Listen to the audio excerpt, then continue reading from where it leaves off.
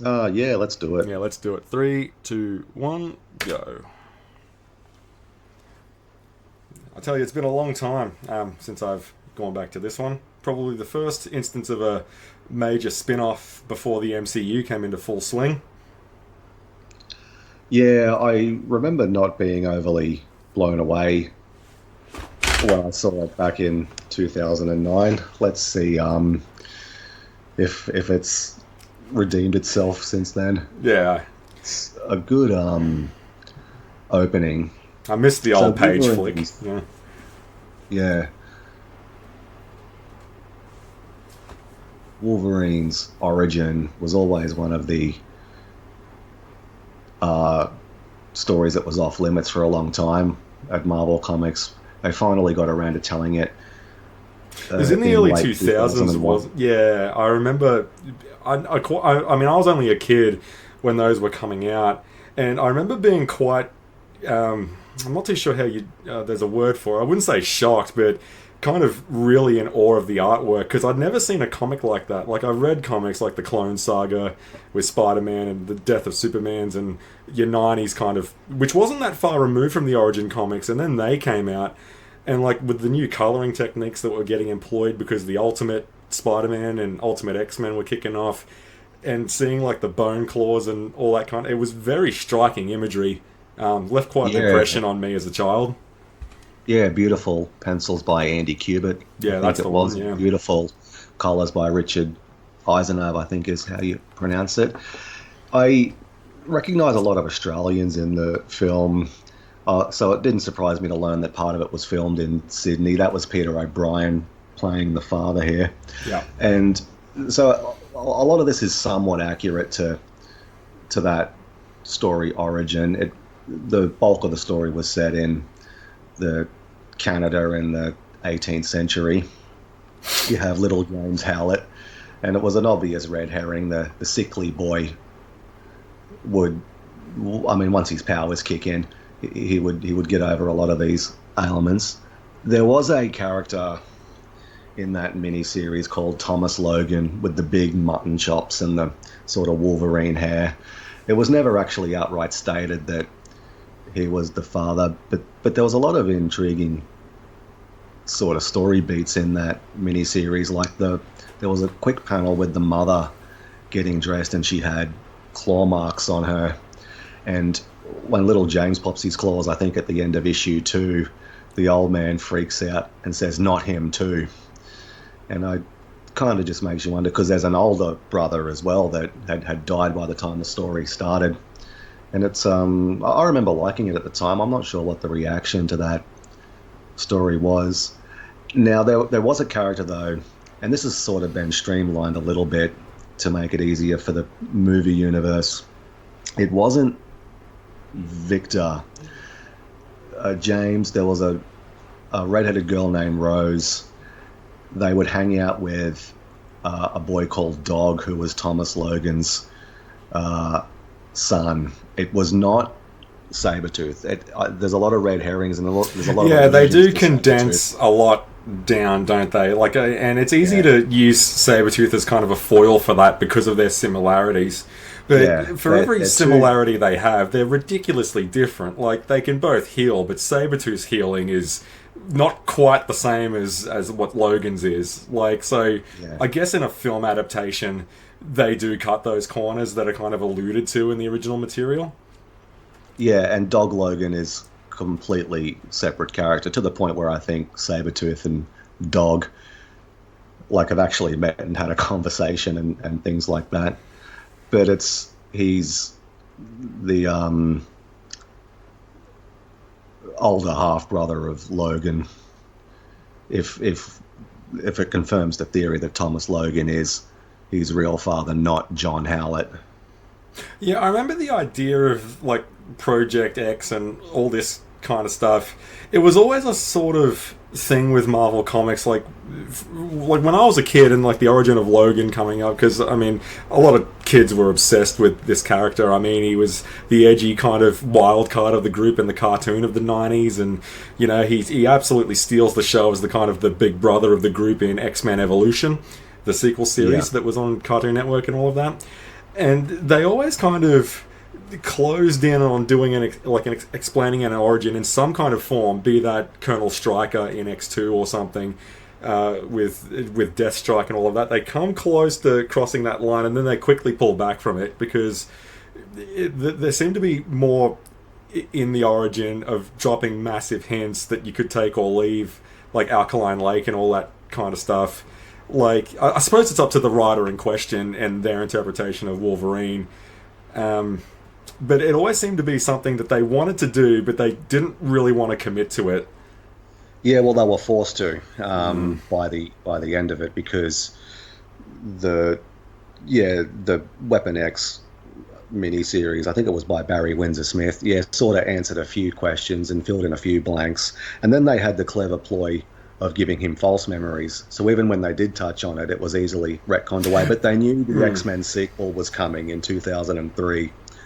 The 2000 film hinted at his past, but the producers made no bones about it and told Marvel, we're going to flesh out his origin a bit more in subsequent films. And since his origin had never been told in the comics, Marvel had to bite the bullet, basically. It's a story that should be told first in the comics, in the medium that birthed him. It just makes me wish... montage here. This is, it's one of the best sort of sequences in the film. It only happens like a couple of minutes in. I like showing the intro credits blending in as well. Like, nothing bothers me more when a big blockbuster kind of film comes out and it's just a black screen with credits rolling up. Like, show us something. Visual storytelling, guys, and this film is absolutely crushing it at the moment. Yeah, Lauren Schuler Donner, who produced it, says originally this sequence wasn't the title sequence. It was meant to happen somewhere else, but they farmed it out to a post-production company or something to give it the sort of freeze frame, stop, slow motion effects to tell the opening credits. And I just like Hugh Jackman's reactions to Victor becoming increasingly more violent. It's really good. Yeah, see that's something that they really kind of get right. I'm not a big fan of the brother thing. I don't know many people that are, but I suppose there's a sort of brother-in-arms relationship between the two. Well, they're two soldiers, and they have a lot of history together.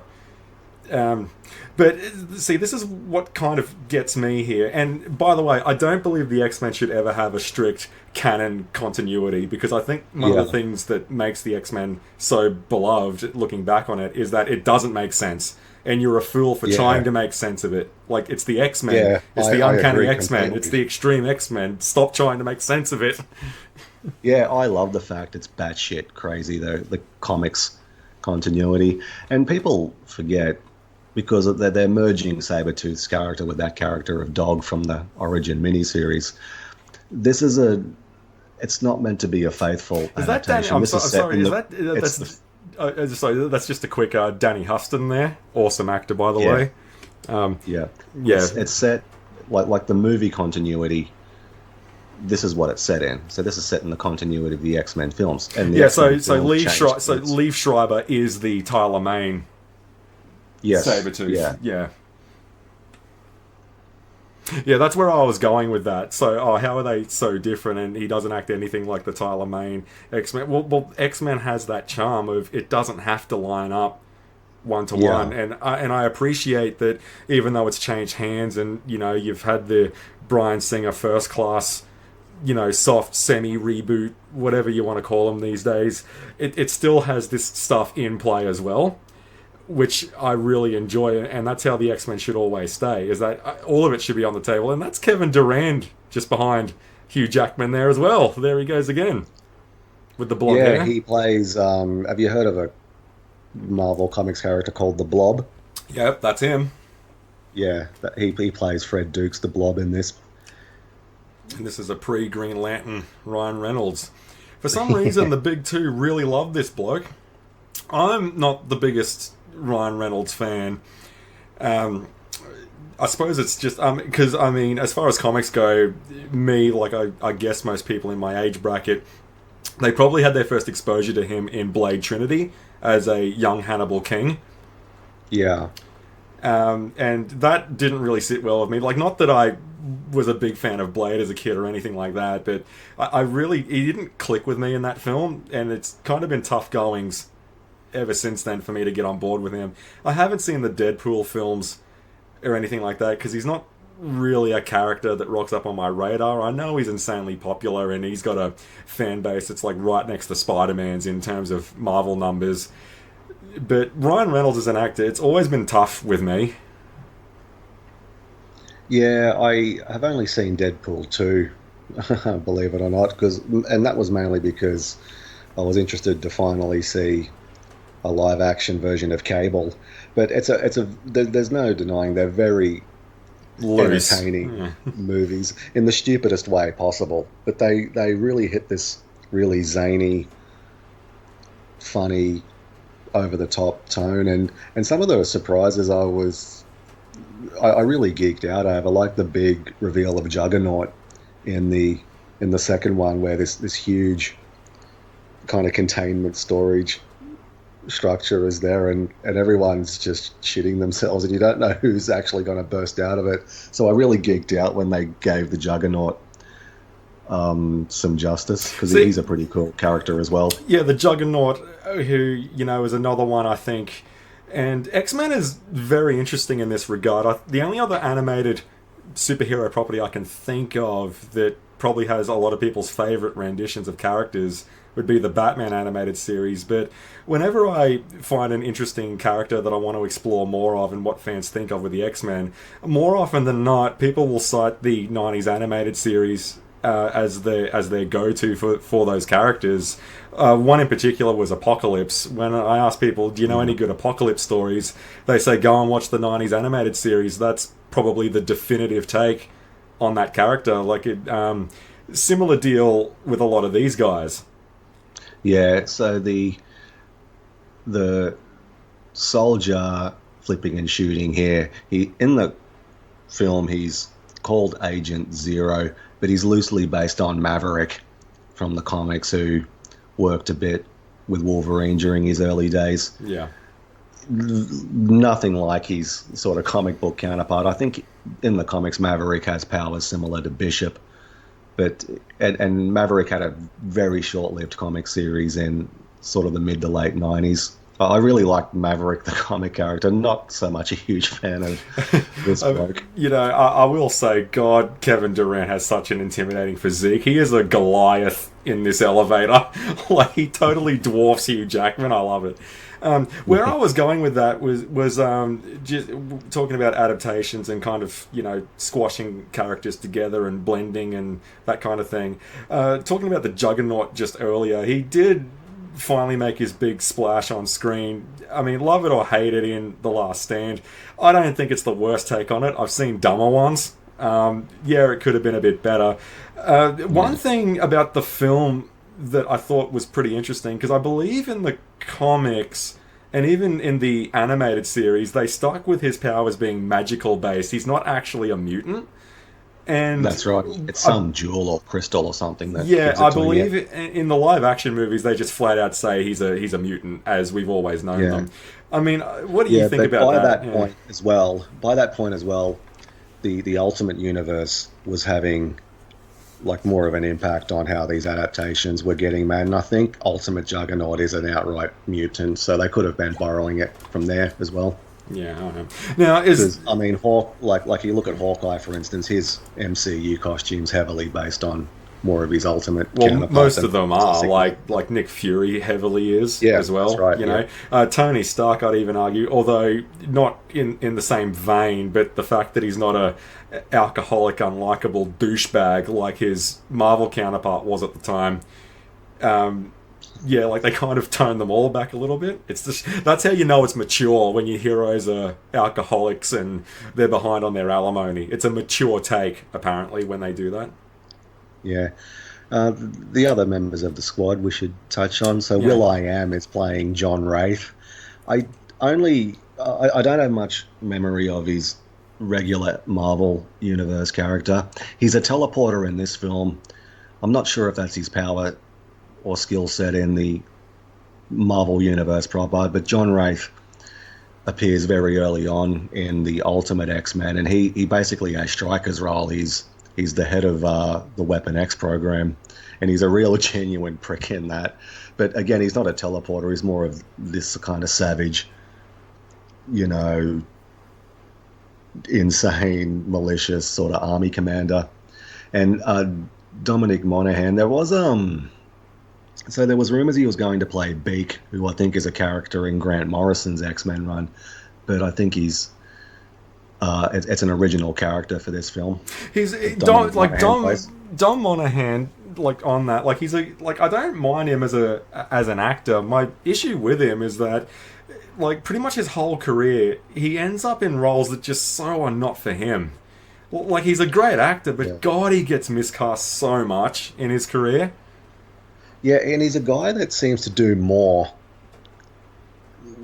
with kind of weak characters. Like, I thought Charlie from Lost he started out as a fairly weak character, I thought, but by the end of it, when he makes that sacrifice, powerful ones, yeah.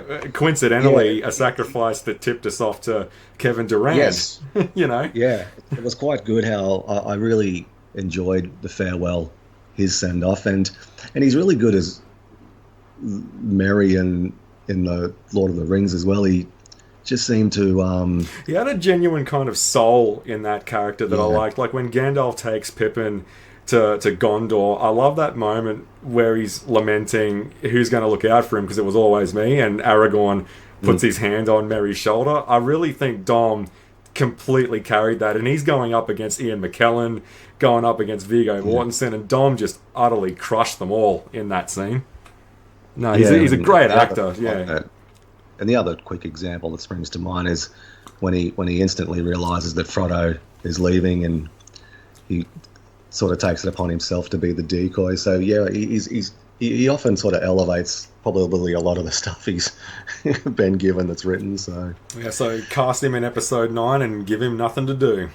Yeah, and Hugh Jackman. This is a very uneven film. I don't think anyone's whistling Dixie there, but Hugh Jackman is just busting his ass in every scene, trying to get something to happen.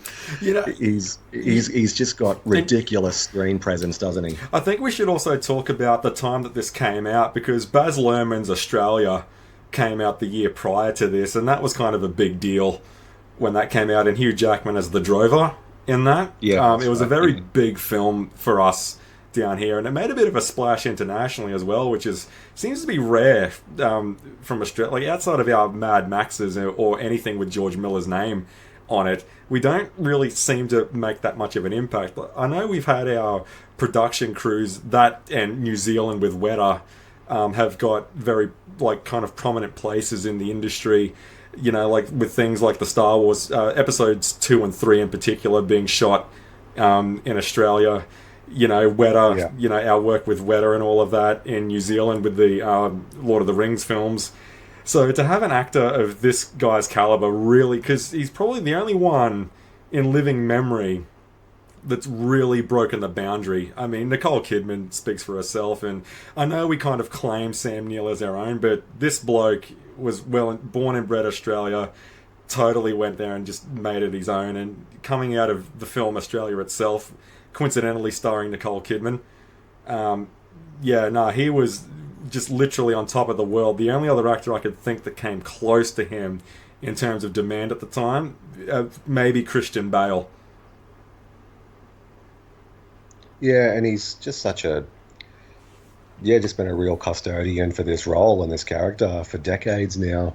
Because I mean, the famous story that, you know, Doug Ray Scott couldn't get out of filming Mission Impossible 2, even though he was cast as Wolverine in the first X-Men film.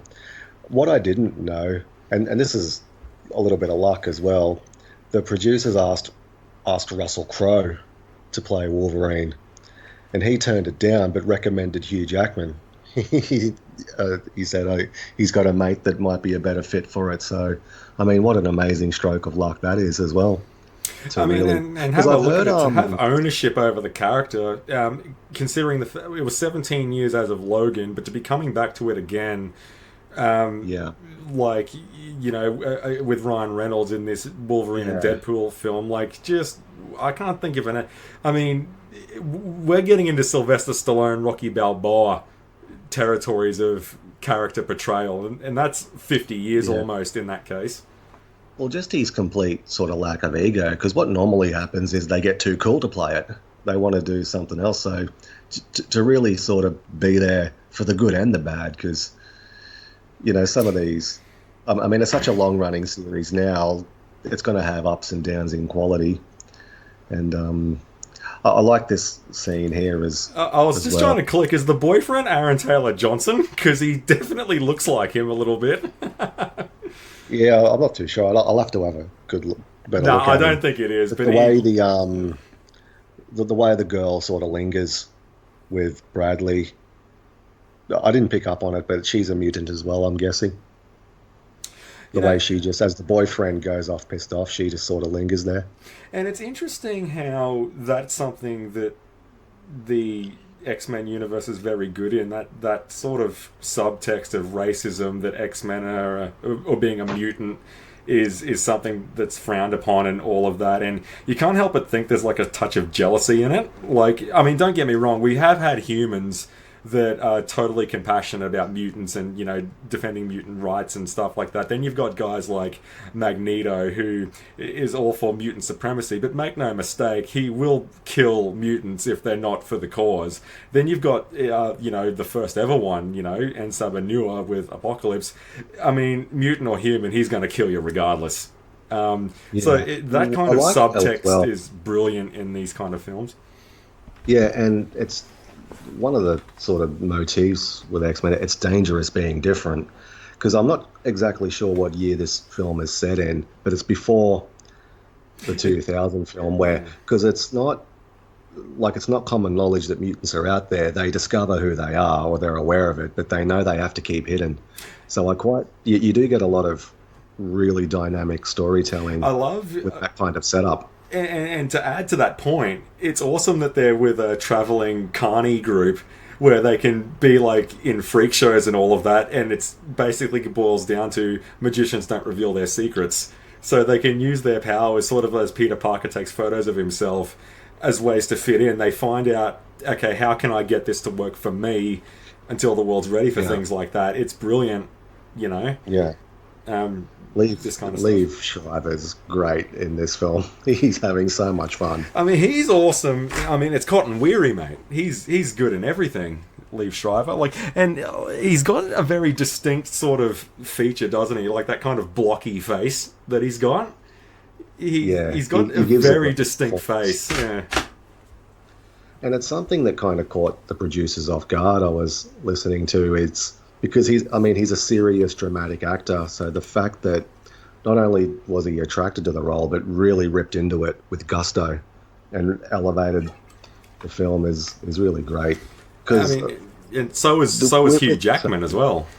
Being musically trained Broadway, Yeah, with Sabertooth. Yeah, you can play him as the hulking brute who's there for muscle, or you can play him as the sort of cruel, manipulative, sadistic kind of take that this film leans into. And both, he's like, X-Men comics have been running for decades now, and he sort of straddled both of them.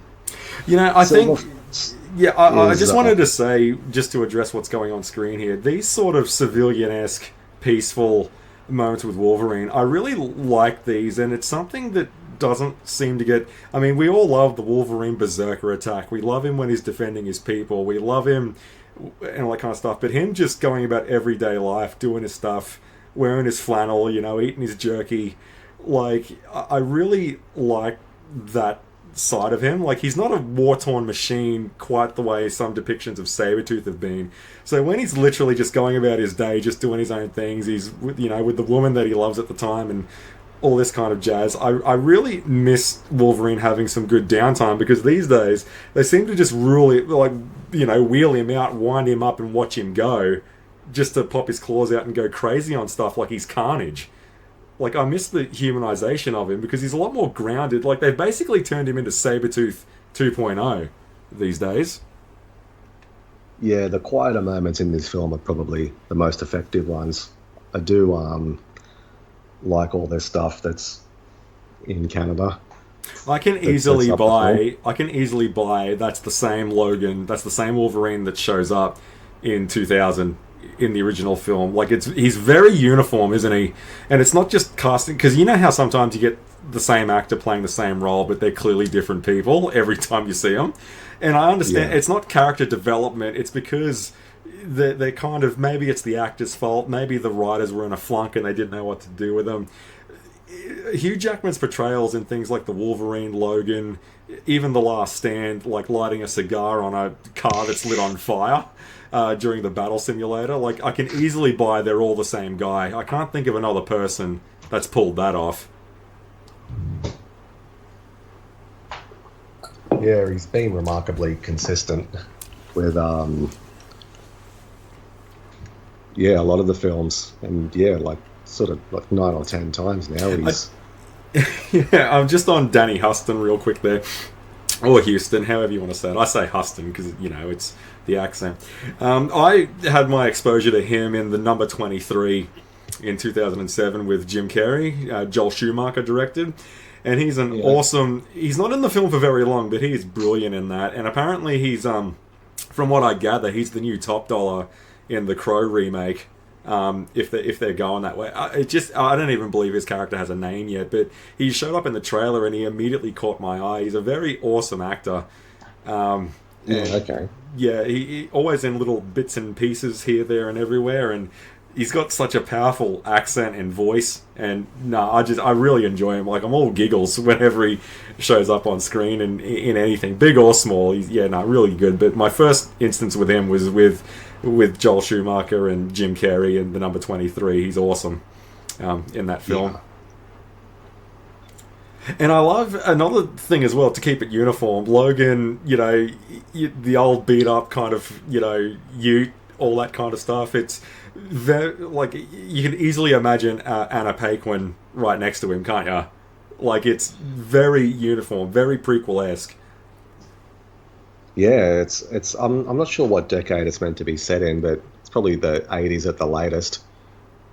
It's Well, it hasn't flexed any technology, so you yeah, can't really, so they and did it, well. wisely. And this is a trait that even rocked up in Logan, which is a line that I really appreciated in that film. You can go and play Okie Dickhead somewhere else, where he, and it's a trait that he shows multiple times in this. Yeah. One thing I wanted to bring up about this film in particular is that you see him more often than not with a cigar in his mouth. I did notice towards the tail end of his tenure, leading up to Logan, they did really walk back the smoking. Yeah, well, that's just a sign of the times now. It's probably for the best. Yeah. And in the comic, he picks up the trait. So after the sort of events at the Howlett estate, he flees with a girl named Rose to I think a miners' camp, and he develops an affinity for the mine leader called Smitty, who sort of smokes and is a bit of a tough guy, because James Howlett was a bit of a wimp growing up, so he sort of develops an affinity and looks up to Smitty. And it sort of transpires because, I mean, a lot of Logan's great loves just screw him over. Smitty is planning to run away with Rose, who Because he's the other guy. yeah, that's right. I'm the other guy, Logan. Yeah, we should probably mention Silver Fox, Kayla Silver Fox. I always thought she was more of a protagonist, but sort of just doing a little bit of reading on her this week. She's like a full-on Hydra agent now. In the comic, I think she's a quick healer as well, but they sort of have a broader purpose of her powers in this, where she's got latent powers of persuasion. Yeah. It's a lovely story, this legend she's telling now, and some really beautiful music. Yeah, well, I would have forgot my own name if she pulled that on me, so kudos to Logan for standing his ground, I guess. Yeah, it's a lovely expression as well. Really thoughtful expression. I like the way he plays it there, and she gives him the name. Yeah, it's an interesting thing with Logan in this sort of regard, isn't it? Because for the longest time, like I remember when people, like in retrospect in the 2000 film, talking about, yeah, Logan and a young Rogue. It's a bit weird that this much older bloke and this kind of stuff in this kind of guardian big brother relationship, but that's a trait that Logan has had for quite a while. So it's interesting it being kind of reversed in a way where a woman more physically aged in his way is kind of leading him to where he's going to go. But the sort of big brother mentor protectorship, like that's been ingrained in Wolverine for pretty much as long as I can remember, because before Rogue, it was Kitty Pryde and it was Kitty Jubilee Pryde, and... so he's always had that. It's not out of the norm at all, I don't think, when people look on that. It was Kitty Pryde, Jubilee, especially in the animated series Jubilee. So to have a woman sort of guide him in that regard, you know, sort of like in a compass kind of a way to giving him the name where he's going to go. It's really nice, I think, turning it around with Silver Fox. Yeah, this is an interesting scene conceptually, and it was kind of tough for this actress to pull it off, Lauren Shuler-Dono says, because we know this is all staged. So but you can't let the audience know that, so she kind of has to pretend to be afraid for the audience's sake, but she has to also not let on that this is all a setup. So it was, you know, it posed some challenges on a performing and sort of conceptual level. And another thing, I never noticed it before, but that's why I sort of like listening to Blu-rays and DVDs. It's the first, so they sort of had this unofficial rule they would not have any actual songs for the music in X-Men films. Bryan Singer decided it would just be all musical score. And I never realized that before. So as she's listening to the song in the radio, that they kind of broke that rule a little bit. And now the rule has just been kind of wiped out. I will say real quick, I would love to see people like, I mean, Bryan Singer, are you really going to say Johnny Cash's Hurt didn't work for Logan? I mean, it's basically became a meme at this point. Like, people didn't know what that song was until it was used in that trailer. So, for good reason, by the way. Like they've thrown that rule out the window with those epic sort of Quicksilver scenes in the later films when he saves people. So it doesn't bother me anywhere near as much as what it does for other people. Now, say for example, we fire up the Millennium Falcon and, you know, we started hearing Sweet Dreams Are Made for These, then it would kind of piss me off a little bit, because that confirms Earth exists in the Star Wars universe. It doesn't bother me as much here. You know what I mean? Yeah. Lauren Shuler-Dono also said, although I can't recall it being a thing in the comics, but Sabertooth likes to draw smiley faces, which I've never really sort of picked up on in the comics, but I haven't read every single Sabertooth story in existence. I've but only I did read know the big ones. There is there's a running theme in the comics. Sabertooth, on Wolverine's birthday, no matter where he is in the world, Sabertooth just shows up and beats him to a pulp and then leaves. That's a thing I remember reading in the comics. I will say my favourite moment as far as live action on screen, clashes go with Sabertooth and Wolverine. I'm sure it's a lot of people's ones, but me personally, it has to go to We Ain't Done, Bub, when they're fighting on Statue of Liberty, and it's an awesome one-take shot where Wolverine uses the claws to scrape around one of the crown spikes, and he cuts it off, and it's just you and me ain't done, Bob. That was so cool. It was something to that effect. Yeah, and I loved Liev Schreiber just a second ago. You're not from around here. What gave me away? and that's the thing that I like about the... You know, it's similar to, like, Liev Schreiber as Sabertooth. Okay, so he doesn't look the part, but, you know, he's physically taller than Hugh Jackman is, which is essential for any Sabertooth playing opposite him. He has to be taller. There's no argument. Notice he's a lot bigger than I remember him being. The shoulder. I was going to say that. That was my very next sentence. He's packed on a lot in the shoulders. Because I remember a moment in Scream 3 in 2000... the moment when Cotton takes off the coat when he gets home and picks up the coal poker, that Liev Schreiber wanted them to do that because he'd been working out and he started getting into bodybuilding in that decade, and this came at the tail end of it. I'm not too sure if it's true, but looking at his physique, And you see him wearing some tighter clothes later on without coats and stuff. He's definitely kept it up, I think. Like, as far as my eye's concerned, I'm no PT or anything, but God, man, he's got that, got the big shoulder, chest, going on. Yeah, he's a lot bigger than I remembered him being in this film.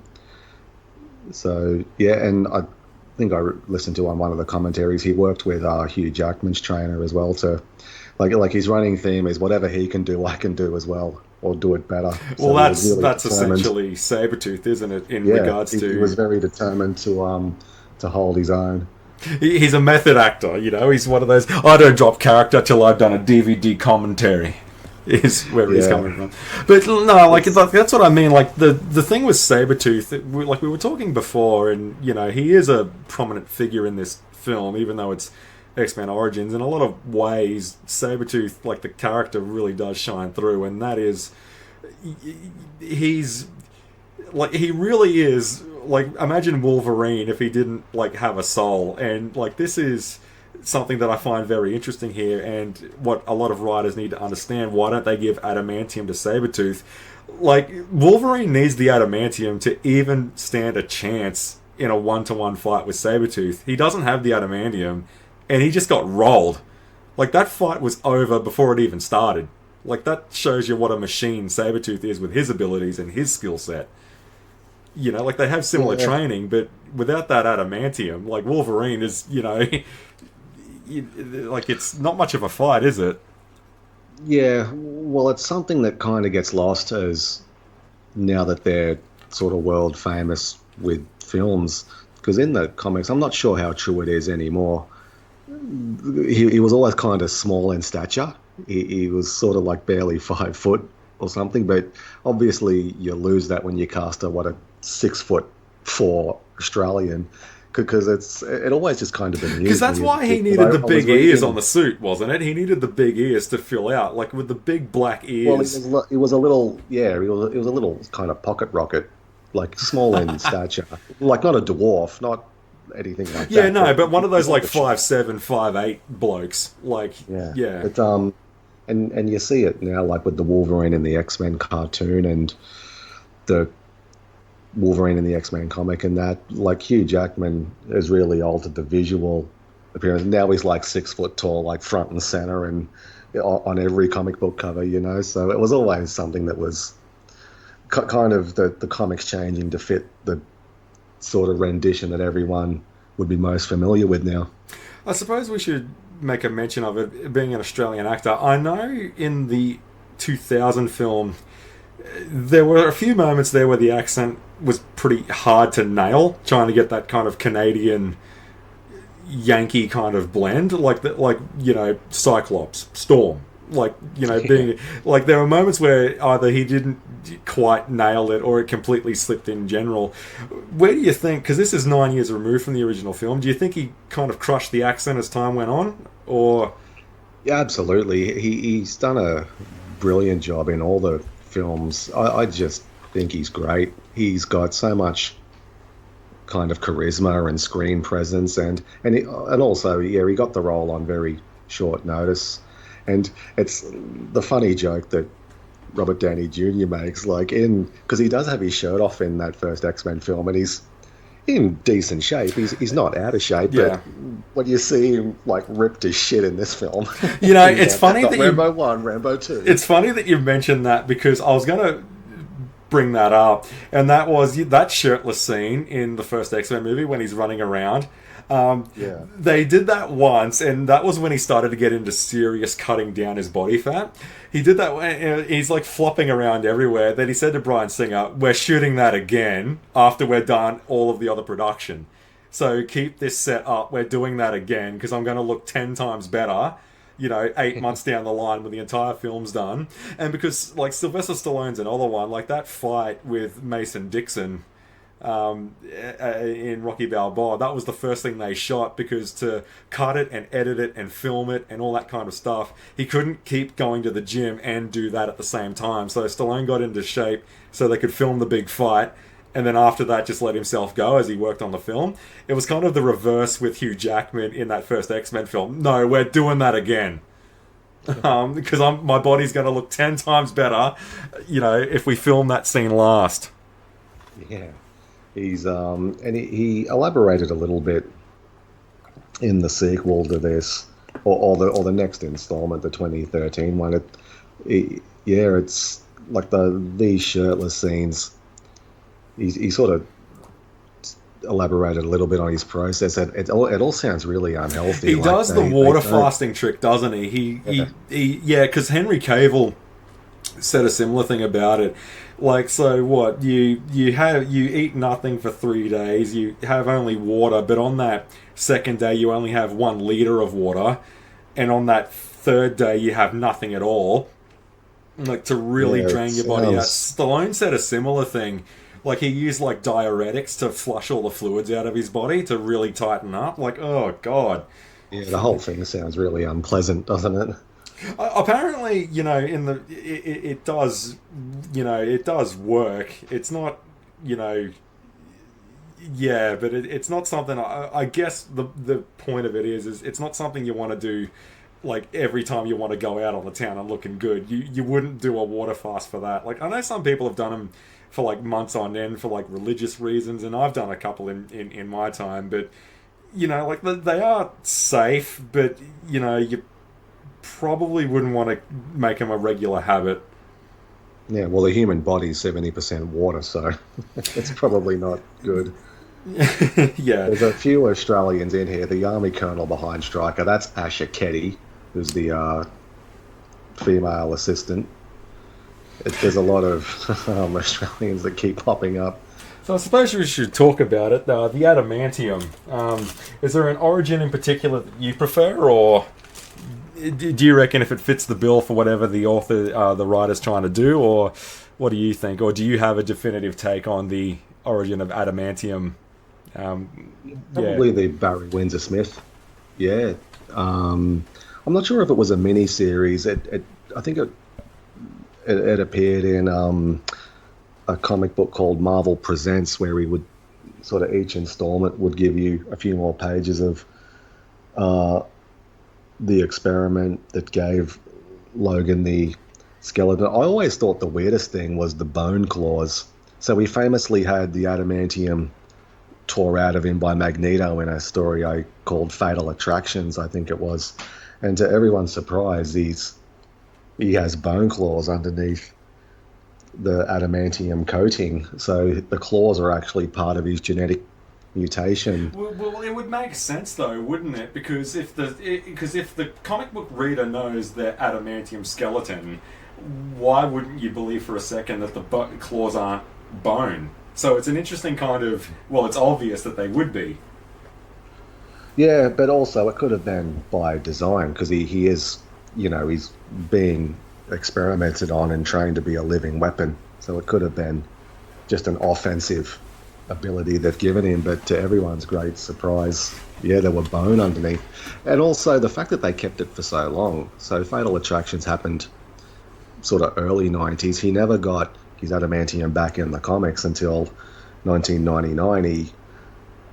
It was in a story, in a lead up to a story called Apocalypse the 12, where Sabertooth and Wolverine, Apocalypse forces them to fight, and Wolverine, I can't remember the particulars, but Wolverine gets his adamantium back when he becomes Apocalypse's Horseman Death in that story, Apocalypse the 12. But I love how it's completely haphazard.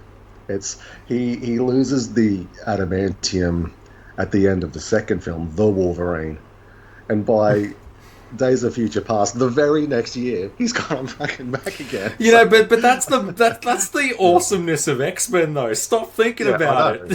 That's right. I just love it. I love how it's Megatron, not Galvatron, not Megatron's back. We're not explaining why. Yeah, over it. And look at Hugh Jackman running for the touchdown bare-assed. Yeah, I mean, that's how you do it. Yeah, the adamantium's back. It's never explained why. Get over it. It's similar to, because I remember asking you a question once, and that's where I kind of got that from, and that is, it's X-Men. Stop thinking about it, because that's the charm of it. Was when Angel when the metal wings shattered in an awesome piece of panel art, and his feathered wings were underneath it the whole time after being a horseman, why is it that Warren Worthington III maintained his blue skin even though he was free of Apocalypse's control and he had his original wings back? Stop thinking about it. It's the X-Men. The blue skin looks cool. You know, like, and you know, it's one of those kind of things. No, the adamantium is back. It's in, it's out, it's in, it's out. No, it's back. No questions asked. Yeah, I think they should just tell their story how they like. If the story works better with the bone claws, use them. If it works better with the adamantium claws, use them. And just drink fanboy tears when their sphincters tighten and their mouth starts frothing and their blood pressure starts rising. You know what I find so funny is that when people say the definitive take, you know, and I know I mentioned this earlier with the like when I say like when people think the definitive Apocalypse is the animated series one, when I say definitive, what I mean is the most popular version of the character and the one that pretty much everyone in the community would accept as what they would consider to be like the template of it. So when people say, "Oh no, it's not," it's not the definitive take on, "No, they should have changed this and that." The whole point of comics is to reinterpret things all the time. That's why they're still around today, almost 100 years later. What do you mean? Is what there can only be one take of this character, then that's it? No, there's one take for you. There's one take for me. There's one take for someone else. Yeah, I love the animated series Apocalypse because he straddles that line between, like, genuinely. He is such an asshole as well, and he loves it. Yeah, he's genuinely frightening, and then the very next scene, he'll just have that "you've overdressed" moment. He's great. I love. What about Wolverine when he's just like talking to Beast? I can't believe we're here when Rogue and Cyclops are out there kicking ass, and then Apocalypse fucking blows open the hangar. Be careful what you wish for it may come to pass. I mean, this is Wolverine's show, so we should probably stick with him. You mentioned Cable and Bishop earlier when the squad in the prologue came in. Probably one of the awesome lines from the animated series was when Bishop was flexing to Gambit, who appears in this film as a major selling card for comic fans at the time. And we'll get to Gambit, but when Gambit was talking about how he charges objects with energy and they blow up, that's his mutant power, then Bishop says, "Well, I absorb mutant powers, that's my mutant power." Then the claws, like, you don't see Wolverine, but the claws come into the shot. How would you like to try absorbing these? Yeah, I do remember that moment, yeah. Or when he punches Cyclops in the stomach, and then he says, "Next time I use these," and then he brings them out. They're almost like lightsabers when they come out, depending, like, bzzz, like when they come out. Like, I love people's takes on the claws. The snicked sound is it's just such an iconic sound in X-Men. And there's an echo to this plot point in Logan where he has some downtime with a family he encounters. It was a nice this is another as well, a nice home cooked. Yeah, it's a really good sort of quiet beat that I can't remember if there's a similar one in the Wolverine. I haven't seen that since it probably came out. I'm but trying to think if I've ever seen it. It makes a point of sort of showing what Logan would be like in another life. Well, not only that, he sort of operates in this aspect when he's living at the campus, though, as well. He's almost like a groundsman with Piotr, isn't he?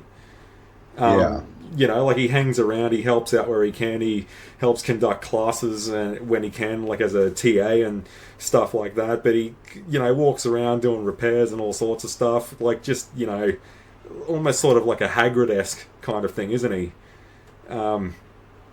You know, like, and one trait about the character that I've always loved, and it's something that rings true for Logan as well, he's very good at situational awareness. Like, when trouble's brewing, like when they're at Bobby Drake's place in X2, and you get that, he does the sniff, and he knows that they're about to attack because Bobby's brother called the police and all of that before Pyro goes nuts, and he says on the phone, and Storm, please hurry, because he knows it's about to kick off.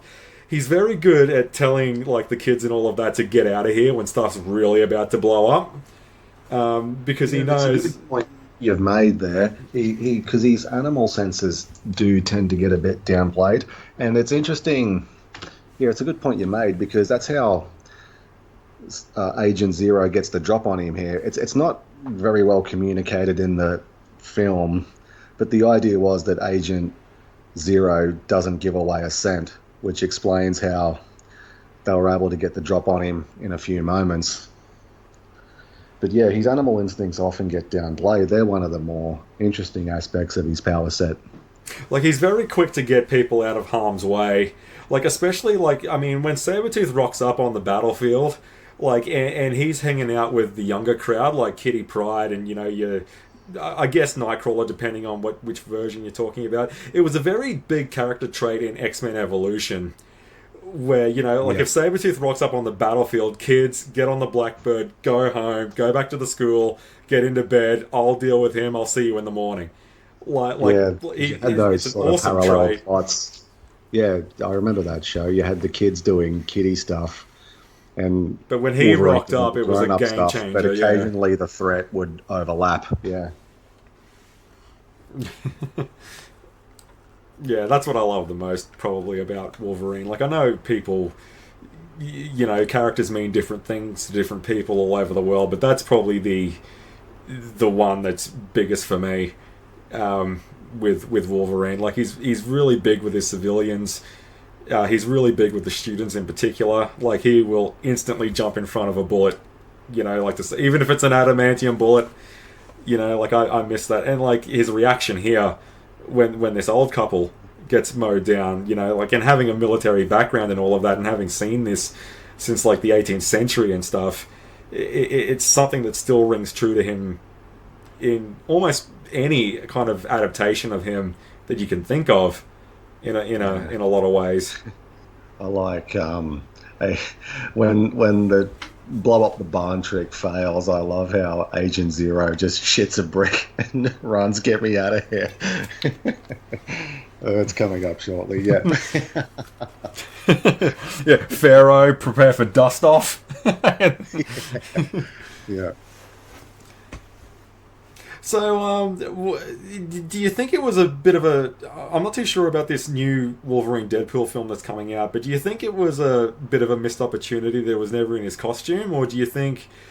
I mean, because there's been a lot of comic depictions of Wolverine where he hasn't worn a costume full stop. Like, I know the Ultimate one, although he has a costume in it, they were pretty favourable in him not wearing it. You could very well argue the point it was because of Hugh Jackman that sort of became a thing.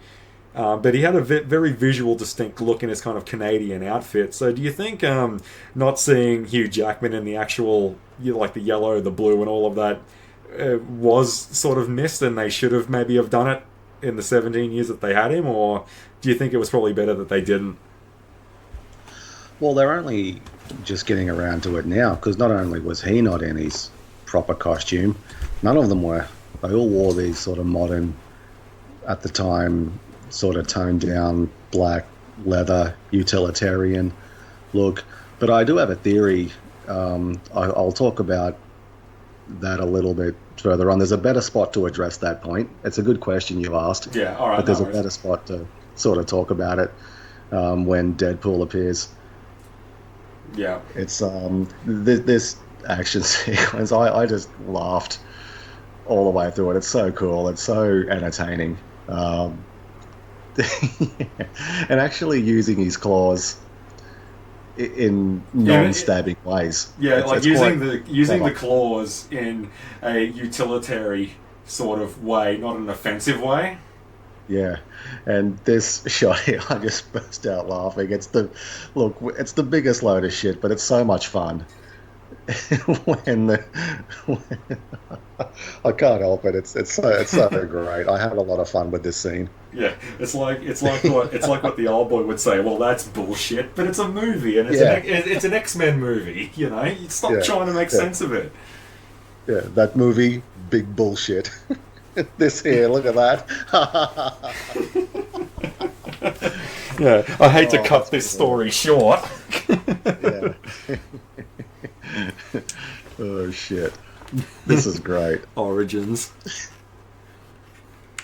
Because they had big sort of plans for this, the branding and the spin-offs. Yeah, I remember, like, I think wanted to- Cyclops was meant to get one, but that's why there's a young Cyclops towards the tail end of this film, I heard. they wanted to do a Remy LeBeau one with Gambit. I heard all sorts of things, but it's interesting how that was perceived as, well, I don't think it was a full-on flop. It just didn't do as well as what they were expecting it to. But having said that, this spawned a pretty successful trilogy. I find it interesting they didn't try to take another whack at it. Yeah, so yeah, they wanted to. I think the two serious ideas they had were Wolverine, which, was produced, and Magneto. But yeah, I do remember vaguely reading they sort of had a loosely defined few ideas for Cyclops and Gambit and a few others. But interestingly enough, the ideas they had did, manifest eventually. The Matthew Vaughn's X-Men film, or the X-Men First Class trilogy, really goes into sort of Magneto's, not early life, but after he's discovered his powers and he's sort of traveling the world looking for revenge and things like that. Is that the Michael Fassbender one? Yes, that's right. Yeah, he plays a young Magneto. And yeah, Cyclops appears in this movie. Maybe they thought he probably, because he doesn't have he has an origin, but it's not an epic origin. I would have thought, because Logan's been around for 100 years. See, but that's the thing that kind of got me. If they were going to make these X-Men Origins films, obviously Wolverine. When you think X-Men, he's the first one that pops into most people's heads. Like, I know you've probably got an X-Men out there that you prefer more than, Wolverine. But the thing is that when people think X-Men, broad strokes, the claws, all of that just pops straight into their heads, and obviously he has to be the first one.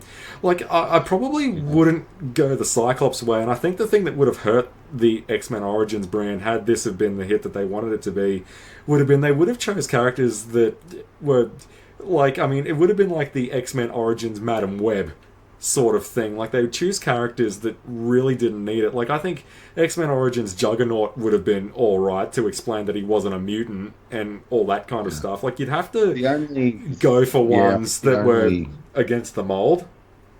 Yeah, the only three that really would have had potential were Wolverine, Magneto, and Gambit.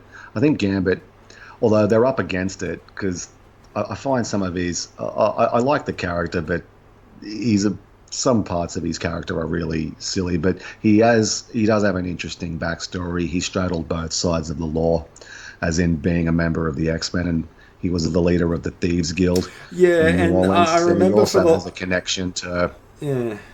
Oh yeah, Gambit.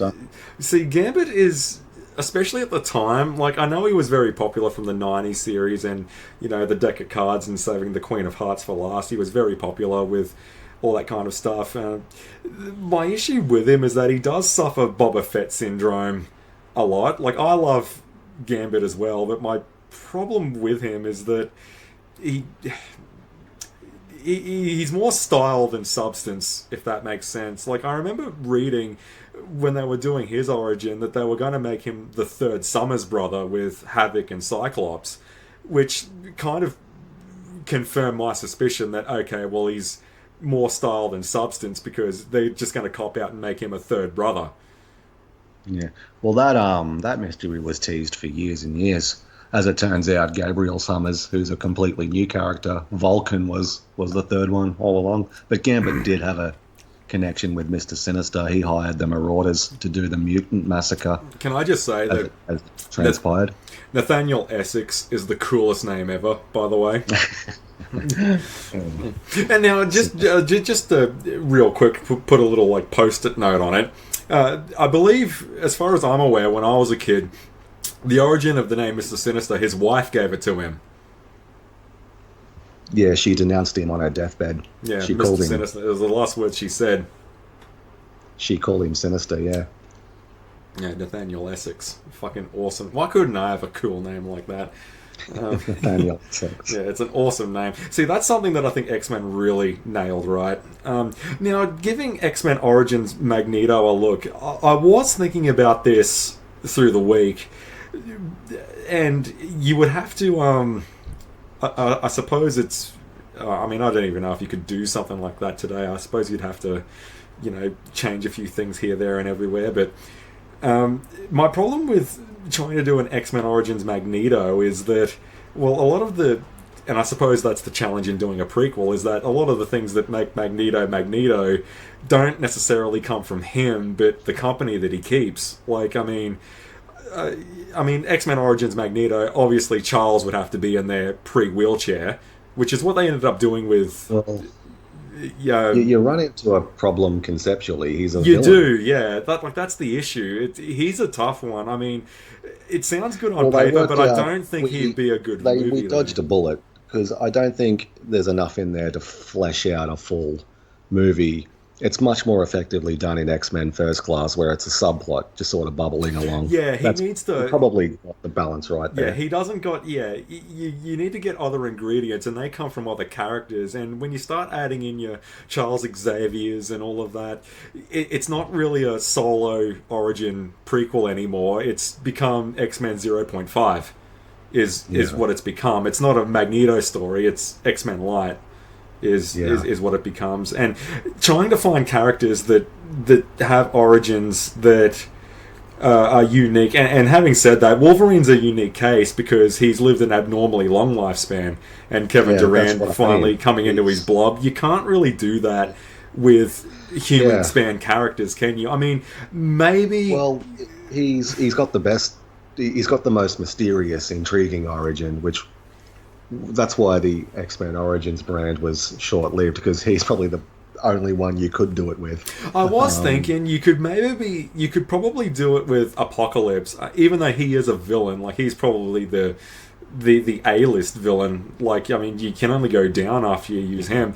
But, I mean, you could do the Celestial Technology, you could do the Kang storyline, you can have the whole thing with Baal, if you wanted to adapt Rise of Apocalypse, if you consider that to be the true origin. It'd be cool to see the origins of the Celestial Technology and Cable infecting him with the techno-organic virus. He's lived for 2,000, 4,000 years, or however long it's been. Like, Apocalypse could probably carry a film on his own, because what hurts him in the 2016 film is that he's got so much red tape around him that probably an Origins-esque film like this is the only way you could do him to use him in an X-Men film later. Yeah. It would take a lot of groundwork to really get it going. and Cyclops, I like the character because he is such a massive dork. He's actually writing the lines the teacher said to him to do. Yeah. Now, one thing about... I think we should talk about this real quick because he's here in the moment, Cyclops. So, people... I suppose it depends on the writer as well. And, I know it sounds a bit like a cop-out to preface a statement by saying that, but I have heard, like, sometimes it's heat vision, like Superman. The more popular one that I've heard is his pupils are actually gateways to another dimension, which is nothing but raw energy. I've heard all sorts of fucking bizarre shit. Like, we're getting into M. Bison Street Fighter origin levels of wank right now, talking about this. What's yours? Are they just... what are they? They're laser beams, that's it? They're concussive force blasts. That's why... it's like a fire hydrant, a torrent. It's just a massive blast of concussive energy. That's I think that's the way it was explained to me, and that's the one I'll stick with. But I always thought he was an unnecessary third wheel in this. I thought by the time he's introduced, they're kind of stretching, because we're discussing sort of everything, sort of around the sort of film, but. Well, because every 2 seconds there's something that seems to go, "Hey guys, this is an X-Men film." Like, it's I don't mean to do it, but yeah, I know. It just sort of happens organically, doesn't it? Like the sort of the double cross where Stryker and Sabertooth are actually in cahoots. Stryker's, I'm amazed by Stryker and the mileage they've got out of him, because although I'm no longer a regular reader of X-Men comics, but he made one appearance in a one-off graphic novel in, I think, 1982 in God Loves, Man Kills. So it really caught everyone off guard when it was announced he was going to be the major villain for the second film, and he shows up again here, and he shows up again in X-Men First Class. So I'm just amazed they've got so much mileage out of him. He was Brian Cox, wasn't he, in the second one? Yeah, and very different character. In the book, he's an evangelical priest or preacher, but they sort of reinterpreted him as a military commander. Like a zealot that, the mutants are devil's work. Yeah, so I'm still kind of amazed just by the directions they didn't take. Like, I'm honestly surprised that Nightcrawler's only been in 2 films, because he's such a massively popular, not just X-Men character, but Marvel character in general. Well, I suppose another reason as to why is that, if you can't do it better or do something new, why use him at all? Like, I know they did Azazel in First Class, which I guess is an interesting sort of take on the character, but that White House attack in the Oval Office, like Bryan Singer, people want to see Nightcrawler. He's a fan favorite. Wish granted. Jesus, it's unreal how they did that. Yeah, what a brilliant sequence that was. Yeah. I just want to say real quick, I always love seeing Wolverine in a singlet. You got to put him in the Jackie Howe. Yeah, it's a Jackie Howe, mate. I don't know what you call him over in Yankville. Yeah, I remember being very underwhelmed with Gambit in this movie, but he kind of grew on me watching it earlier this week. They are going for a younger version of, because as we've said a couple of times now, we don't really know when this is set. So him not having the black and red Tokyo Ghoul eyes and powering up chairs and all of that, I can kind of buy it now, because when you hear we're finally going to see Gambit. If you were going into this expecting a 90s direct adaptation, give yourself an uppercut, because when I think about it, I was a fool for believing for a second that was going to happen. But going into it with the critical eye of this is a prequel origin story and we don't know when it's set, I'm totally on board with it. Yeah, but also he's another one. It's just so weird because he's so popular that I don't think he's appeared since then. He's not in First Class, Days of Future Past, or Apocalypse, I don't think, from memory. But I found Apocalypse very forgettable as well. But yeah, I didn't mind him watching it here a couple of days ago. He's kind of grew on me. Gambit, yeah. He's an interesting one to get right. Remy LeBeau. Obviously, that voice from the animated series, it gets. Now hold on, now Cher. But T. Always gets stuck in my head, and that was the thing. Ain't nobody gonna trust Gambit. I like how Sabertooth dispatches Wraith here. Again, and this Liev Schreiber's having way too much fun with this. This is pure Sabertooth, by the way. This is best at ass kicking, best at kicking ass. This is Sabertooth here. And that's the one thing, and that's the one kind of piece of the marriage between the Liev Schreiber one and the Tyler Mane one that I can believe. I could easily buy the Liev Schreiber Sabertooth grabbing some woman and saying "scream for me," the way that he does it to Storm. He's getting really into it now. So there is some kind of marriage between those two portrayals. Yeah, and Victor just goading him, doing the "what's wrong with fly chicken" to get Wraith to throw down with him. Sabertooth should have came up to Wraith and it should have been like, "Come on now, baby, with the hands." Yeah, talk him into punching him for real. Drop the chair leg. Yeah, so he punches Sabertooth. Sabertooth should have been like, "Oh."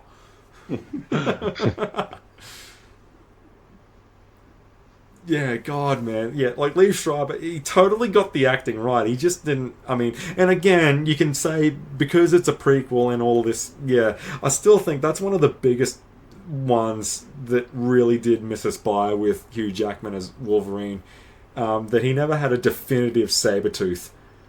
There always had to be some kind of a compromise. We had a guy that looked the part but couldn't really act very well. Or we had a guy who could act awesomely and who didn't really look the part, and it got to the point where they just cloned him for Logan because Sabertooth was just kind of uncastable at the time. Yeah, I really did wish that happened. That was probably the weakest part of Logan. It's a terrific film, but it needs Sabertooth. It does need Sabertooth.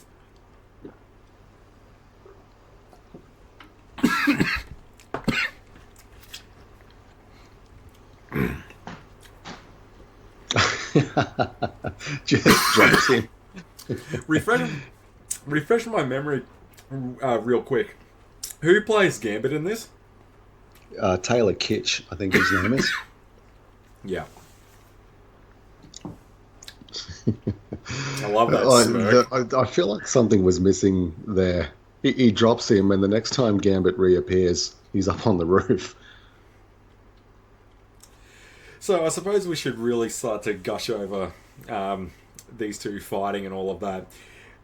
One thing that I've always loved about Victor is, like when you look at, and it's something that isn't very well shown in the 2000 X-Men film, or really anywhere outside of the comics up until like this point, and even this film kind of tiptoes around it. Victor's healing is almost like a T-1000 compared to Logan's. Yeah, I got the impression. Yeah, it was. Yeah, like instantaneous. He's just I love the character Sabertooth. He's one of my favorite villains in any story, in any medium. Yeah, he's Victor. Just a savage fighter.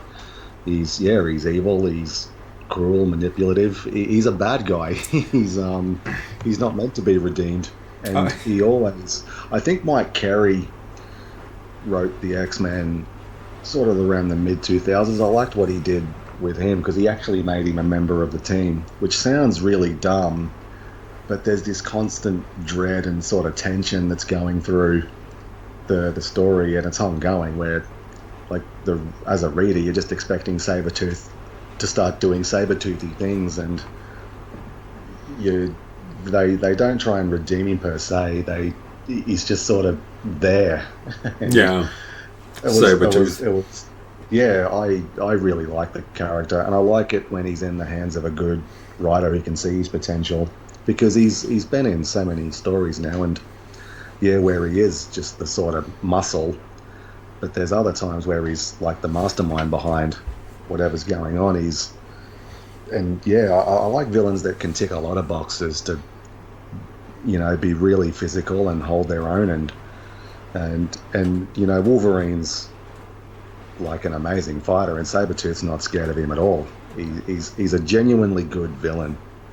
I really enjoy. See that, and it's good that you mentioned that, because it reminds me of that moment in X in 2000. Oh yeah, a young Jason Stryker there. That moment with, let's put those claws in a safer place. It's something that's very prominent, is that pretty much every other mutant, with the exception of Sabertooth, is scared of those claws, and for good reason. They're not going to heal if they get stabbed by them. So I love the fact that Victor's not at all phased when those claws come out. Yeah. It reminds me of when Spider-Man in the animated series tries to web up Venom, when Eddie Brock reveals that he has the symbiote now. He tries to web him up, and then Venom says, "Streamers! Now it is a party!" And then he breaks out of him. And then he tries some of ours, and it's like fucking bungee cord. When Venom webs up Parker, he can't break out of it. Like, that's Sabertooth to me there, man. Yeah. Like that moment with Paulie Shaw in Jury Duty, like the adamantium claws come out. Nice cutlery, Frank, but I wouldn't carve your name into the table, because look, the librarian's right here. Like, that's Sabertooth. He doesn't care. Yeah. So, I was going to say real quick, one thing that they nailed about Gambit in the prior scene, him using a pole arm, is bang on. It was really cool seeing him do that. Yeah. Yeah, that weapon he carries with him, yeah. Very prominent in the cartoon, very prominent in the comics, all over the place in Marvel Ultimate Alliance, in the video games. Him using a pole arm is basically part of his costume. It's like an accessory. So to see him whip one out in a film and get it on with Wolverine, pretty cool. Although I will say, they're more like I get, they have just met, but they kind of spar more than try to kill each other. Like that episode when they're fighting in the war room. Yeah. And Cyclops wants to turn up the training and all of that and relax Gumbo, and they're not trying to kill each other. You know what I mean? Like they're friendly rivals. They're not enemies. Yeah, and they have an alliance because they want to stop Stryker from kidnapping more mutants in the film. So they do have a common goal. Now, does he have the rank of Colonel in this, Stryker, or is he not there yet? No, I think it's no. I don't think he is a colonel at this point in time. Yeah, Stryker. I mean, Brian Cox was so intimidating as the character. I'm glad they got Danny Huston to do it in this. Yeah, like I mentioned before, I'm amazed they've got so much mileage out of a sort of one-off character. But he's very different. He's but having said that, like Colonel Stryker is no Senator Kelly now, is he? Like, I mean, there is a bit more room to mold the clay with him. Well, it's a completely different character. I'm sure in the interim Marvel Comics have probably married the two versions up, but yeah, he's pretty much a linchpin of this sort of series now. He would go on to have.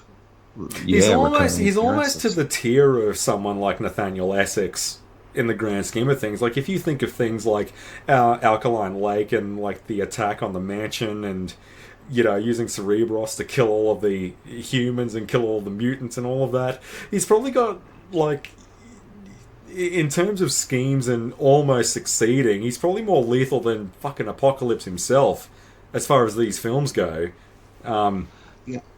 Yeah, well, because the continuity's so convoluted.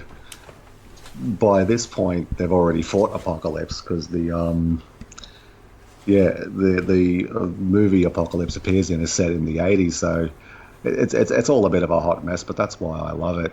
And Stryker's son is it's a loose adaptation of the mutant mastermind who had these illusion casting powers. Is it Jason Wingard? Jason something, yeah? It's Jason something, yeah.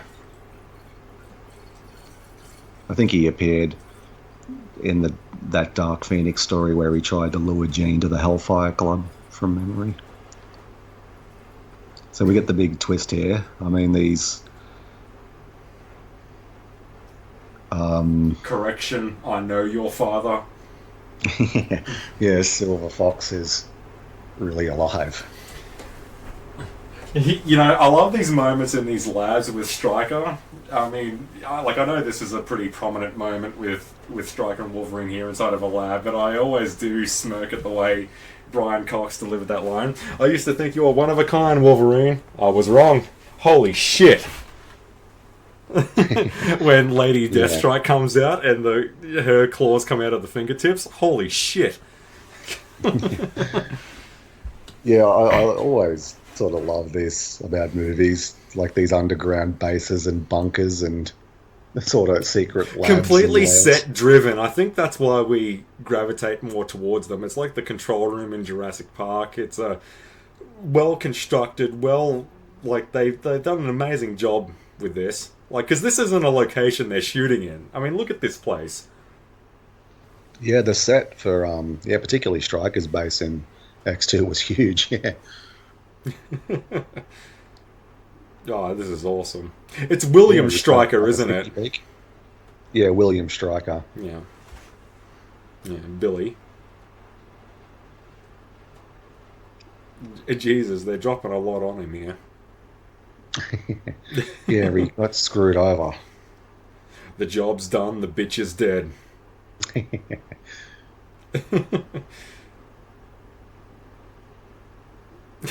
Far out, man. These kind of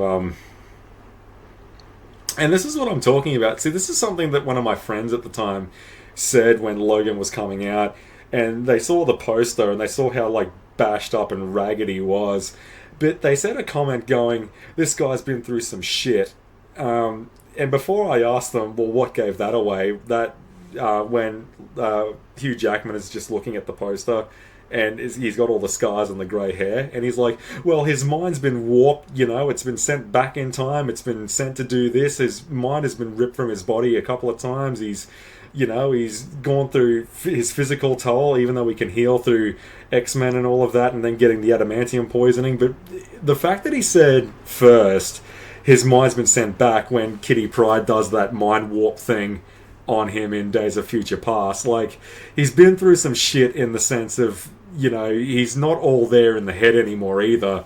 Even though as superhuman as he is, or mutated human, like, the toll on his mind is a lot more than what's on his body. Like, the adamantium poison is nothing compared to what his mind's gone through. I just thought it was an interesting way to look at it. Yeah. Yeah, and he just does such a remarkable job, I think, as well. Like, there's huge swaths of this particular film that I think aren't well written, but he's really busting his ass in this film. He's giving it his all in pretty much every scene. Like, it's a tremendous amount of energy. It's his all, but not to 11 as well. He's not overacting. He's just really bringing it to try and give it something meaningful, because it's a very uneven film that he's. But I think his performance is really good. He's and the ending doesn't quite. So I think the ending's quite good. It's an interesting location, a nuclear reactor, to have an action set piece. So some parts of this are actually solid, I think, because it was commercially successful, but the reviews were, really mixed. And I think as well, one thing we sort of talk about a lot that always gets lost is the context it came out in. It was the fourth installment, if you consider it part of the X-Men sort of saga, which it is. But one of the things that doesn't get talked about a lot is it's actually a trilogy of movies in and of themselves. They're not direct. It's the first installment of a standalone trilogy as well, which is something it doesn't get judged on. Yeah. Well, that aspect of these movies never gets talked about, as far as I can sort of see. And this is considered the worst one.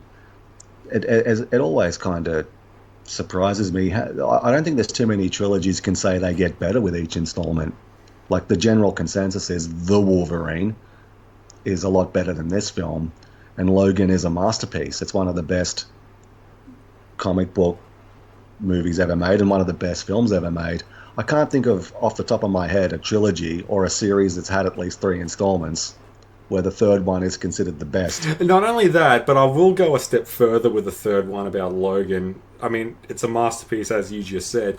One thing I want to say on that is that it's an adaptation of a comic book that's way better than that original comic book. Old Man Logan sucks compared to that movie, Logan. I'm saying it right now, people. You heard it here first. You heard it here last. Logan is better. Logan is better than Old Man Logan. Full stop. Adaptations can be better. That's the takeaway. Yeah, because they just took the sort of framework and really made it their own. And the one set in Japan, it was inspired by the Claremont Frank Miller miniseries. Yeah, man. So yeah, I will have to make a point to dig that one up, because I think as well what really helps is like, there was a long gap between each installment. There was like 4 or 5 years between each one. I kind of wish, I would love to take Wolverine now after he just slogged out Sabertooth and just have him walk up to Tony Stark's, have him walk up to Robert Downey Jr.'s Iron Man and go, "What are you looking at, Girl Scout?" Like, I would have loved to have seen Hugh Jackman in his, back then. Hugh Jackman here and Robert Downey Jr. as Iron Man. I'd love to see Hugh Jackman looking like this, hanging shit on Robert Downey Jr. It would have been so cool. Another one of those probably still could. Because I think sometimes we sort of get bent out of shape too much. I think one of the things they sort of like, why is everyone in a rush for things to sort of end or change? I just like my sort of attitude is, and they probably should have done this with the Terminator. Like, as long as Hugh Jackman is fit and willing and wants to do it, he's Wolverine. It doesn't matter how old he is. We just won't, like rather than go into these convoluted things like the Terminator did to explain his appearance, like the original Cameron treatment. Like, why not just have a T-800 get sent back as an old man? Yeah, like Lance Henriksen was going to do it. Like, as long as Arnie was willing and able and physically capable, like, don't even mention it.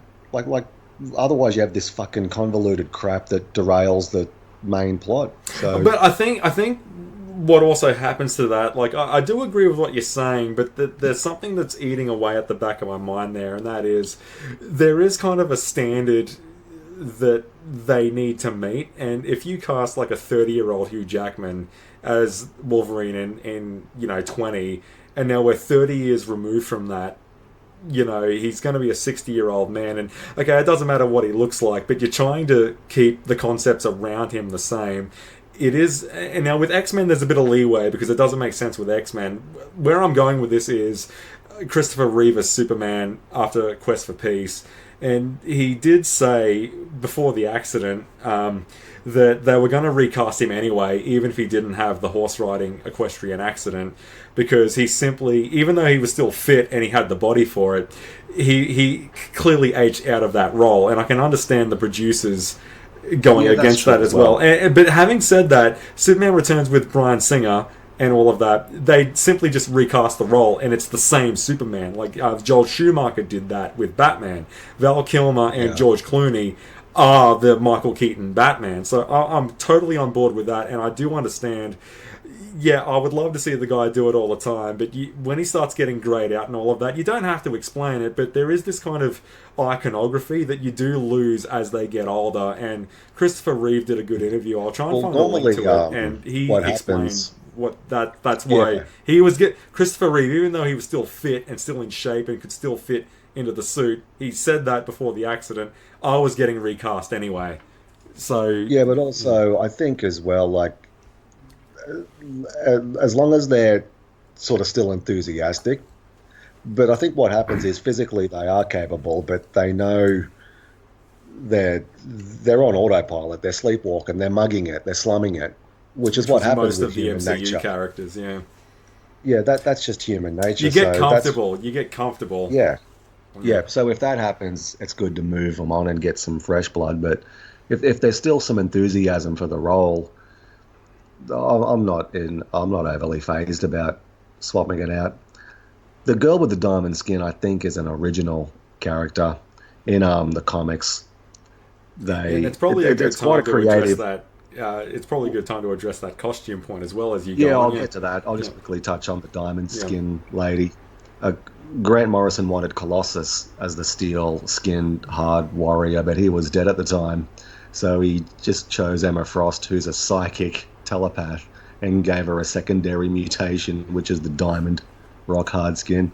So, like we sort of discussed earlier, the most infamous, notorious sort of thing about this movie is the depiction of Deadpool. Now, this is my theory about how something good can come out of something bad, because this appearance is kind of universally reviled. It pretty much did signal the end of... It kind of put the movie studios on notice. They couldn't pull this shit anymore. Like, you couldn't cast Master Chief and have him wearing a tux. Like, you couldn't do Dredd in his Dredd costume and then have his helmet off for the next hour and a half. This is when, like, from this point on, they were a lot more faithful with comic book costumes, and they weren't always 100% faithful, but a lot more thought and design was put into making them look good on screen. They couldn't just slum it anymore. So that's my sort of idea. Something good can come out of something bad, because from this point on, like, Deadpool is a 100%.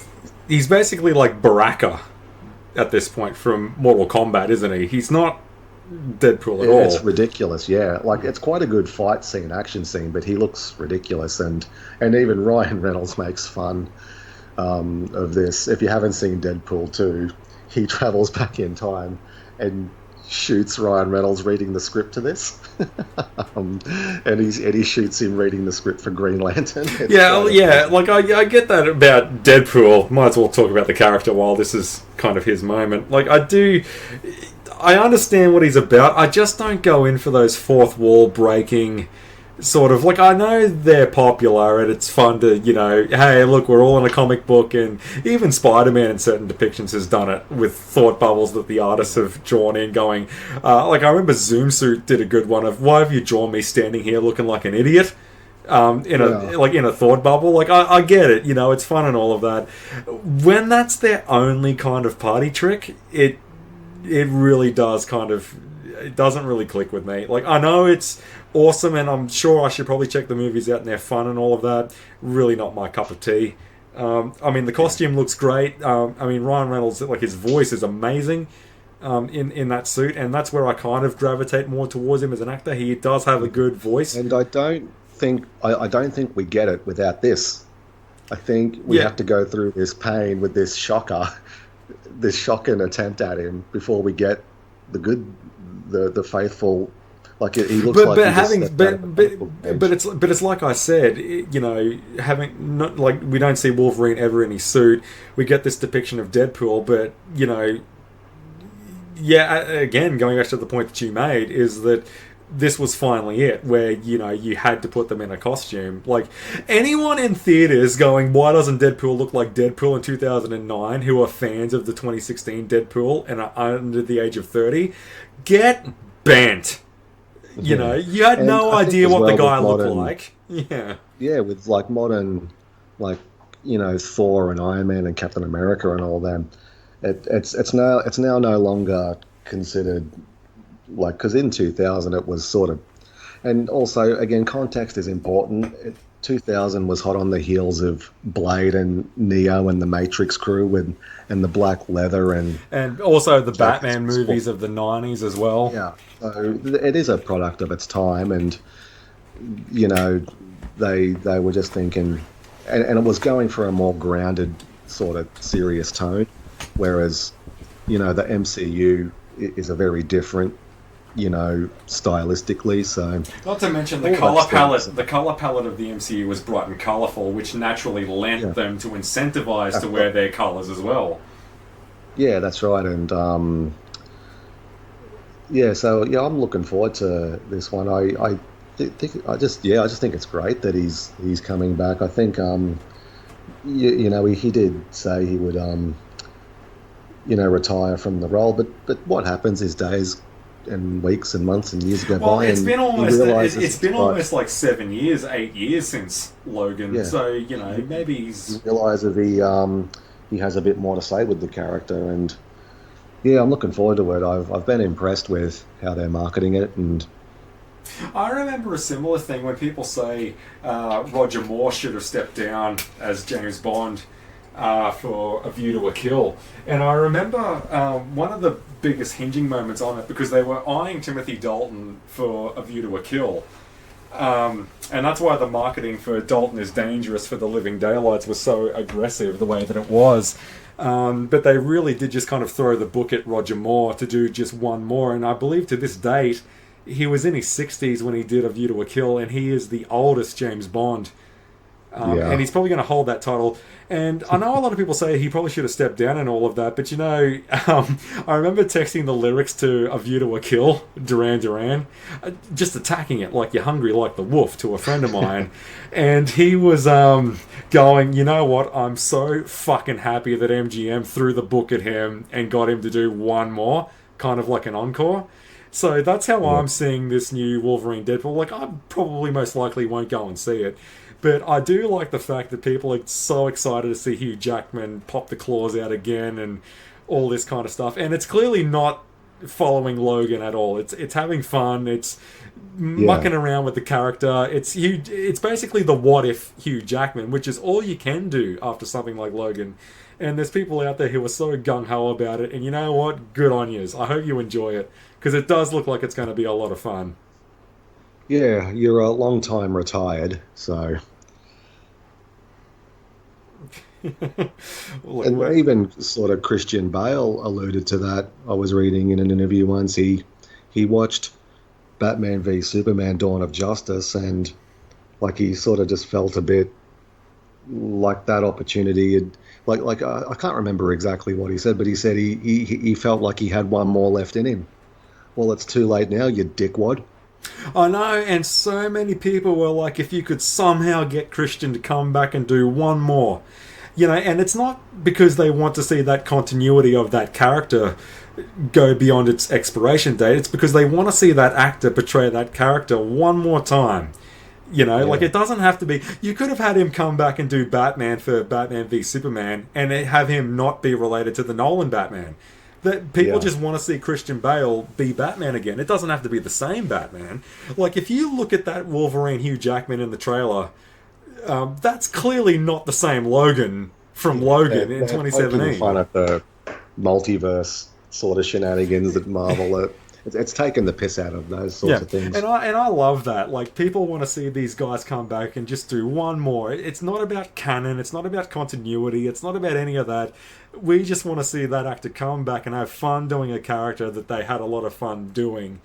It's kind of like just like best way to describe it is an encore. I've got nothing against that. Like I used to think, why is Hugh Jackman coming back? But when I think about it that way, I'm like, you know what? Why not?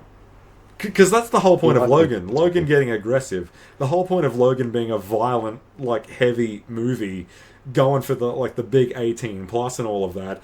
Well, kids that grew up with Hugh Jackman in 2000, well, they're adults now. So why Yeah, not? If this is going to be the last time we're doing a serious Hugh Jackman Wolverine, let's really go for it. Let's go for violent. Let's go for bloody. Let's go for the swearing. Like why not? And then you're getting this Wolverine and Deadpool movie coming out, and it's all just about having fun with it. We want to see Hugh Jackman do Wolverine again, but it doesn't have to be a continuation of Logan. No one was asking, no one wants that, but this isn't that. On that same token, yes, this isn't a continuation. It's him playing the character again, just in a different way, which is what we want to see. yeah. I completely forgot Patrick Stewart was in this movie. So did I, and I saw this literally yesterday. Also, I want to say, with these bullet holes in the forehead here, one of my favourite lines from Hugh Jackman is in the first X-Men one. Kid, are you alright? And he's like totally ripped up after flying through the windscreen. Yeah, Yeah, nah, he is so cool. I mean, just what an awesome man. And in a lot of ways, a lot of kids, Christopher Reeve Superman, like he has that charm, he has that look, that appeal. Um, yeah. He's quite a and yeah, one of the few sort of actors who doesn't sound like a complete douchebag in his personal life. no, I've heard some very good stories about him. A lot of things in similar veins to like Keanu Reeves. Yeah, Um, he's quite good, Hugh. very He very just humble seems to and be all of that. Yeah.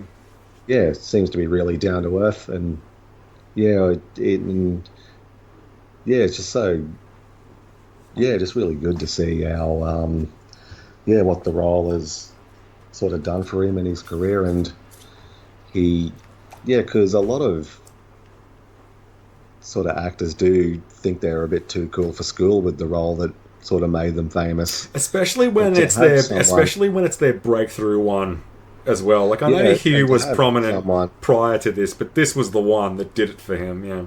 yeah, yeah. Well, he was well known in Australia, somewhat well known because he'd done television and the Yeah. occasional Australian movie. But yeah, the X-Men films really catapulted him into the American market and around the world.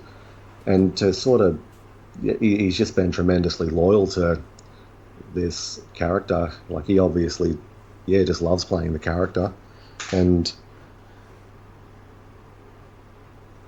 yeah, Yeah, and it's no, great that man, go sort down of with it. Yeah.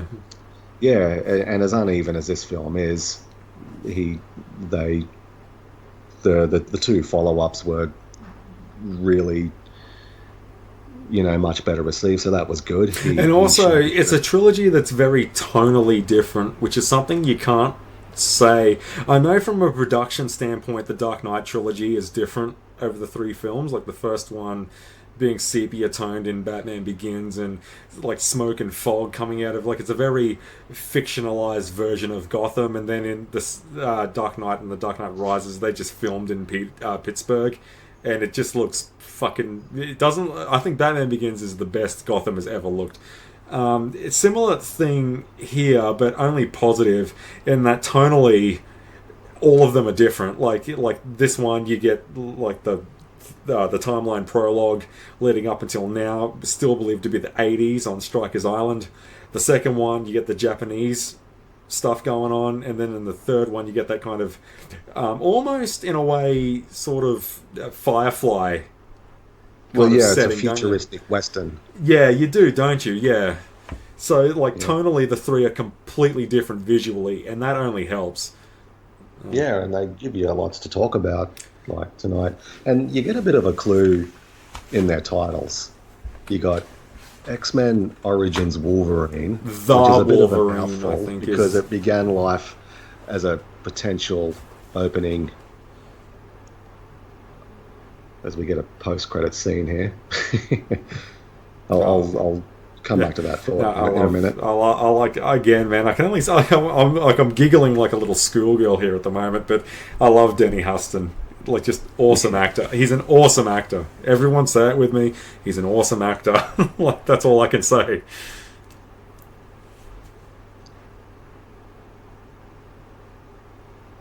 Because he was the one who says in the number 23, well, you're looking for 23, so you're finding it. Like, that's the whole point. Well, the world spins on an axis of 2.5. Well, you say 5, they say simply it's 2 plus 3. Like, he's really cool in that film. No, I had great fun discussing this tonight, but yeah, go on. Yeah, so you have X-Men Origins Wolverine, which is meant to be an installment for a spin-off series in and of itself that's sort of very uneven and patchy, and some of the writing is not that good, but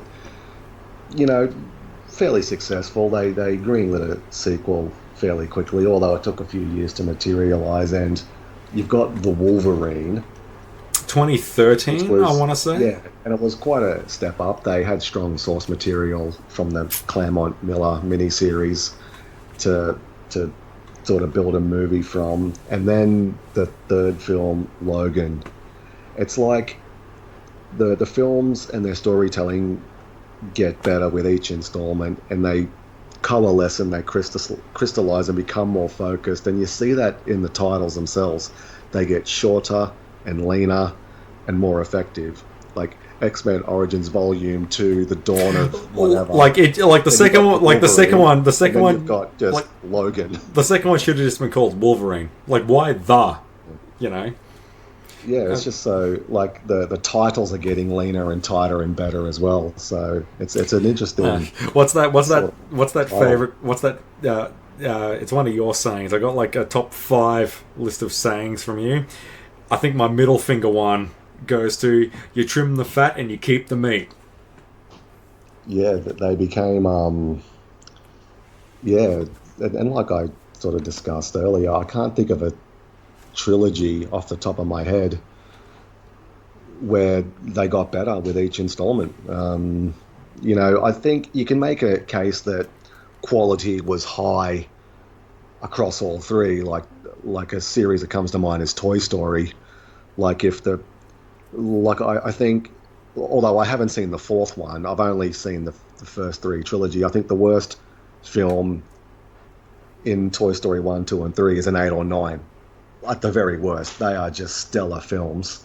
You could have, there's normally it's like what you were saying about Dennis Quaid in the Legion commentary, and that was like, he's a great actor, but that's because the floor is very high. Like, like that analogy you were saying, like everyone's like, oh yeah, they can break through the glass ceiling, yeah, but their floor is very high. Like if their worst is still better than everyone else, like their shithouse is better than everyone else.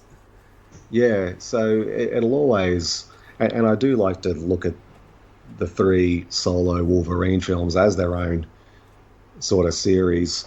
And it's really, there's nothing really like them. I can think of, you know, like a like pick any random trilogy. There's a great movie in there somewhere. It must have been to get a trilogy, Yeah. and either quality goes right off the cliff, or they just sort of have this sort of decline, steady decline. But I can't think of a series off the top of my head that starts out as unevenly as this film does, and then just rackets and ratchets up the quality. It's really quite unique. I think that's a nice kind of takeaway from doing this one as well, and that is, I mean, because like as you said, like if we chose to do a commentary on Logan, we wouldn't really have anything to discuss. Like even if we were talking about origins in comic book series and what alludes to this, that, and the other from different storylines, even like Old Man Logan itself. Like the problem is that like that film, it's almost universally loved. There's no grey area to have a discussion of, so it's important to remind us of kind of humble starting out beginnings, going back to the film that a lot of people have kind of forgotten about. But without this film, Logan wouldn't exist. Yeah, that's right. I think as well, yeah, you have to go through this to get something like Logan. I don't believe you do get Logan without this. So I don't think this movie is that bad, but I remember, like there's a good song lyric, and it goes, "No one gets to heaven if they don't go through hell." So that's how it works. So no, I had great fun discussing this. yeah, it's quite. I've had a blast as well, sort of reminiscing about, you know, being. I was a pretty big X-Men fan, like a lot of kids sort of my age, and probably still to this day. So to see it sort of get the big screen adaptation, I'm such a huge fan of the first film, and to see it spin off like this, and to see it bring in increasingly more and more characters and pieces of the lore and the mythology around it. It's I don't think there's a saga of films quite like the X-Men films, and like it's beautiful, and it's sort of the way it does mirror the comics, the way none of it makes any sense whatsoever, and it's not supposed to. I love it. Yeah, it's yeah, like there's just that. Don't even worry about it. Yeah, well, that's what I does think. Does it make any sense? No, it doesn't. Just go with it. And on that note, I want you to fill in the blanks for me. How's the quote go? It's, your bike needs gas. Fill it up.